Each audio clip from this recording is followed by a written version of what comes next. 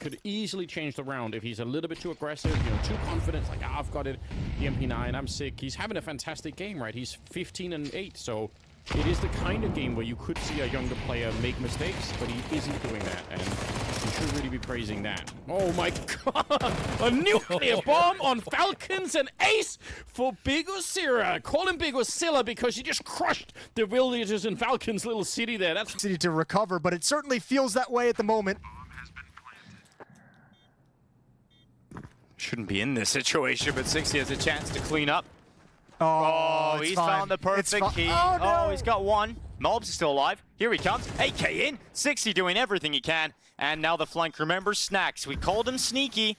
Here he is outside of B main. Letting the play come forward. Time's the problem here for G2 if they really want to win this. 60. All 5. He got everything. He did absolutely everything to keep his team in that round. Ozark's like, I'll go hold CT spawn, bro. You good luck. Yeah, it's on you, buddy. Recover this mess. Damn, okay, well, it's the mobs thing made things really uncomfortable. That made things awkward as hell. Grim, my man, the call for an A main push, you don't be dropping out window like that. be very, very hard to break through, even if you have the better weapons and everything else. It's just an uncomfortable position to be in. But Falcons, they're making choices, and that's what you need to do sometimes. Jump around the corner, right into a couple of SMGs, and the choices are not really working out for the minute here. The MP9s are actually coming out on top, and now they're going to wrap around short instead, right for the smoke. Like I said, all you need is one more, and Dexter goes down. I can't believe it, but the MP9s are crushing Falcons. Oh, man, elimination might be back on the menu, Vince. I think it is, with a side order of just desperation. Oh dear, oh dear. Your economy in the bin. Multiple weapons picked up. An eerie silence on the comms for Falcons because they have just been spanked off MP9s and pistols. They funneled them away from Banana with a well-placed smoke on Snow. And they're just everything. It's just so one-sided. Just the one frag from Magisk. He's not been afraid of challenging Nico in really any of his rounds. It's working out for him. He's going to take down Kicksan and blows it wide open. One single defender left with an AWP. How can you really survive this? Never mind the Dexter's already tagged up. It's going to be Teslas are dying. They're just dropping like flies across the map. They don't have anywhere near the economy or the momentum to suffer this kind of a loss. Dexter battling his way back and actually making a pretty good case for himself. They're now rotating back to the A-bomb side and right into the hands of Magus, who gets a double spray down. Oh my god, and a headshot drops Demo, and somehow they've saved Falcons. That should have been a round they should win every single time, Payne, and I think you could see Big Osira there at the end, really rallying the troops. He's not happy. Up Ivy to get close. That smoke has just plumed, so he's got to wait for his moment. Oh, plant confirmed. He's going to start moving in. His moment just taken away from him as Maka makes sure that it's quick work on the AK-47. Walks it back through the smoke. Zentaras answers back too. Suddenly Exorcist 1v2 up against the two heaviest hitters of this Aurora squad. They get into the site. Zentaras on the right side, and that's a kill for Exorcist, and he makes it look easy.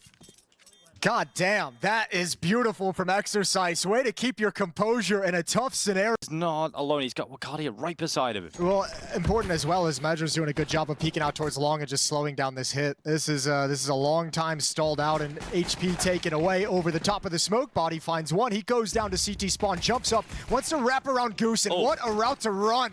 Dude, this is insane from Exercise. He just jumps up on the boxes. 3 different positions, 3 different kills. Wakadia 1v2 low HP, but Exercise rips apart 4. That's actually so crazy. What a decision to make. What a god-tier decision. And he's the one, his teammates have been hyping him up for months now in interviews about how good he is, about how good he's getting and how good he can be.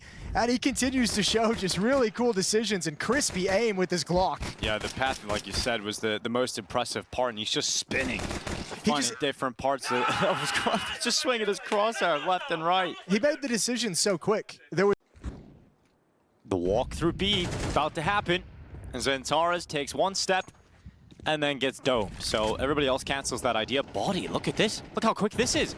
Right through Temple, combined with Gravity, and they break apart the B defense. Yeah, well, Body's had that real estate this whole time, so finally he's like, screw it. I'm gonna go as fast as humanly possible. And that throws a really, really rough detail into how Aurora's trying to defend this. So 4th round found by 3D Max. All 5 players survive. And there's a quick, fast pace that we like to see out of 3D Max. Yeah, they just find the gap, find the hole, and thread the needle. They're even on the hunt now, trying to take weapons away from Aurora. And now we've talked about Aurora being the best Anubis team, but when you look at 3D Max, this is a squad that have played it throughout their roster's history.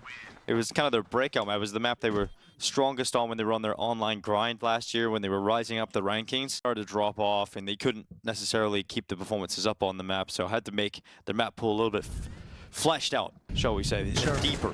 And I think, obviously, when you've been that good on the map and you haven't made too many roster moves, you're still going to have pretty good foundations on the map itself. Like 65%, they're able to convert around 66%. So this is kind of following the stats for the moment. We'll see if JT and Halzer got something special. They have control of the bomb site. They've got a little bit of utility to buy themselves some time, but now they've run out of players. It's only Halzer. Well, he's going to give it a good go. Low HP in front of him. Halzer! Okay! Berserks his way back into the round, and he saves Complexity. Damn, that was a brawl with that Galil. Well done from Halzerk. And it's awkward fights. That utility helps out at the end of the day. Look at the flames over on Catwalk. This third player, Snacks, feels like he has to get involved because his teammates are fighting, so he steps into the fire, making things easy. Lucky, tucked in the corner.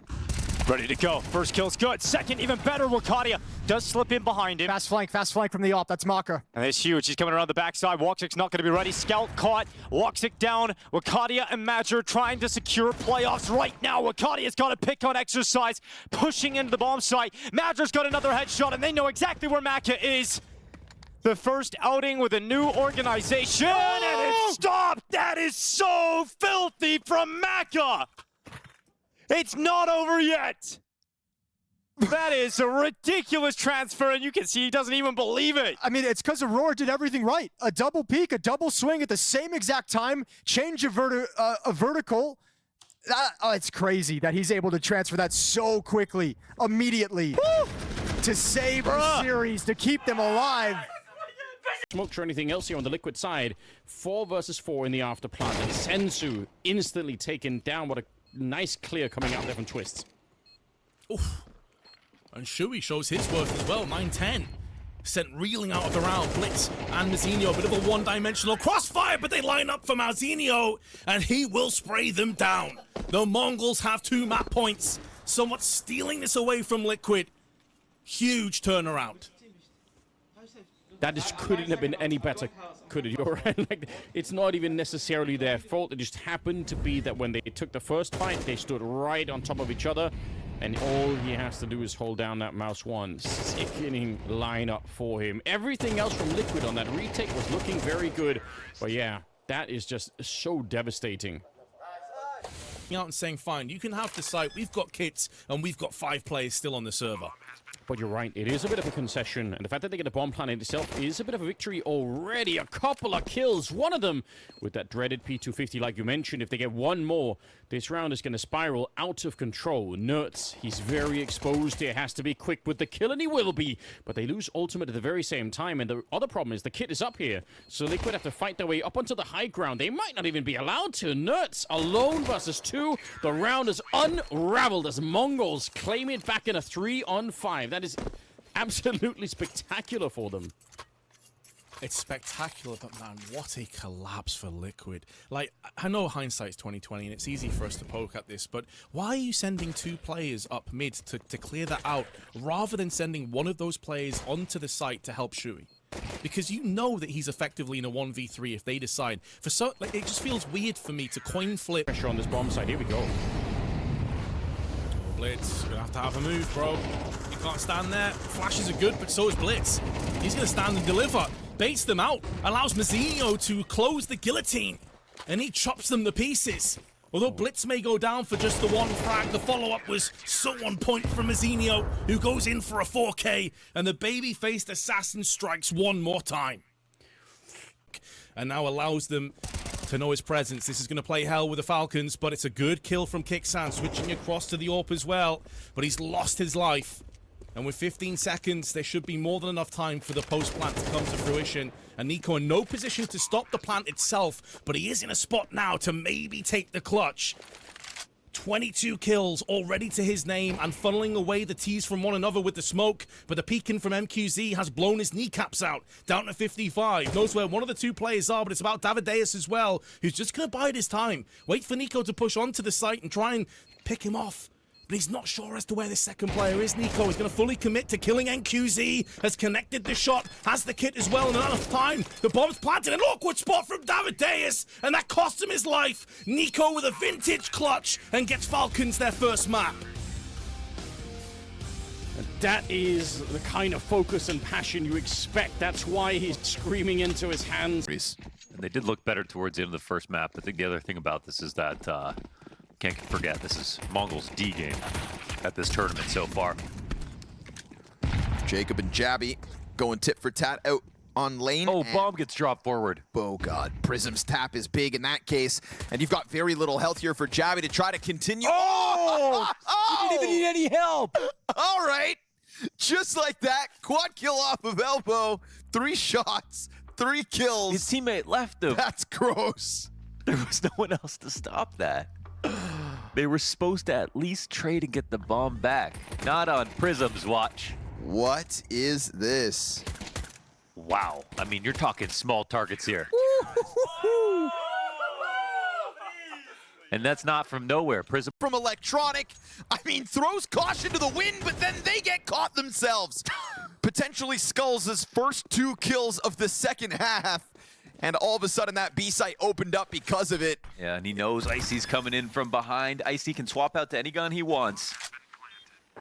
It is Skulls. If he walks back into E-Box, there is a On the side of non-zero the smoke chance as well, right? This is a do or die 1v3 from Skulls.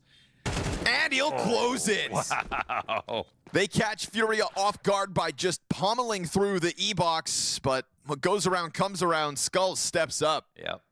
That's a great clutch out of Skulls. They had no idea where the last person was.